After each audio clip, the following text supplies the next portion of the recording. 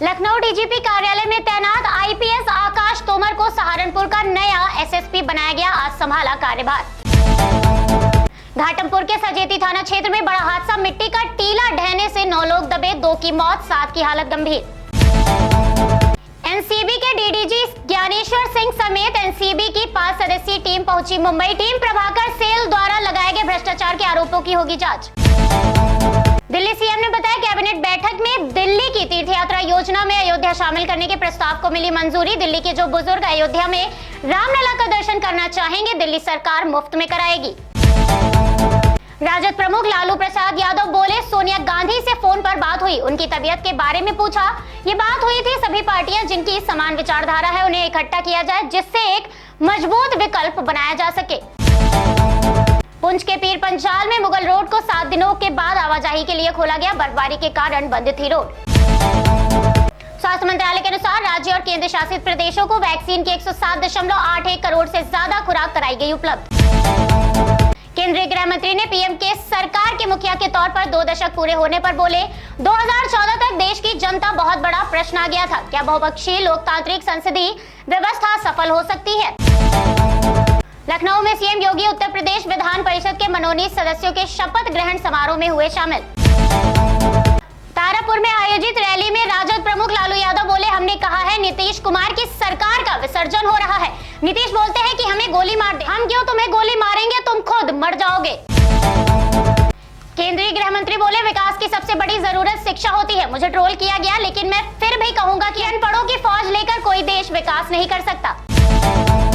गृह मंत्री बोले, 2014 के चुनाव के पहले मनमोहन सिंह की सरकार 10 साल पूरे कर चुकी थी। उनकी सरकार में कैबिनेट के मंत्री खुद को प्रधानमंत्री मानते थे। देश के लिए कोई पॉलिसी नहीं थी, देश की सुरक्षा पर कोई बात नहीं होती थी। उस समय रोज एक नया भ्रष्टाचार सामने आता था। गृह मंत्री ने एम्स में पश्चिम बंगाल के राज्यपाल जगदीप धनखड़ से की मुलाकात, मलेरिया से संक्रमित होने के चलते धनखड़ अस्पताल में भर्ती।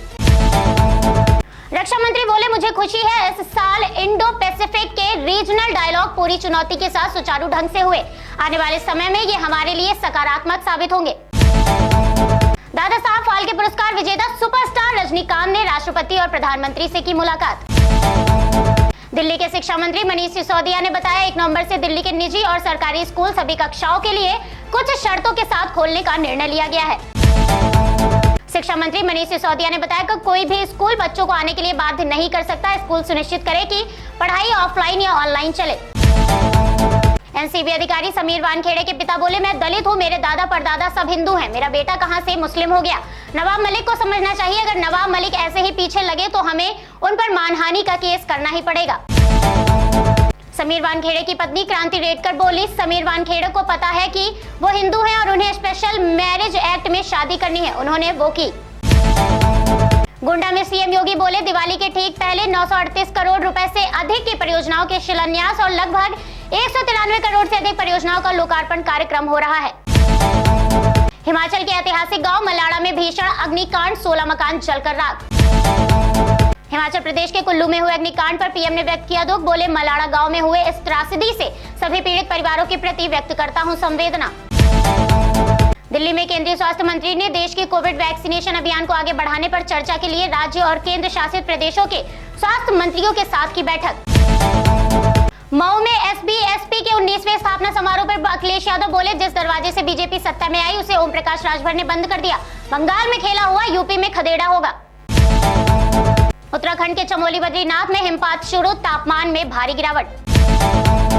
रक्षा मंत्री ने दिल्ली के साउथ ब्लॉक में आर्मी कमांडर्स कॉन्फ्रेंस को किया संबोधित।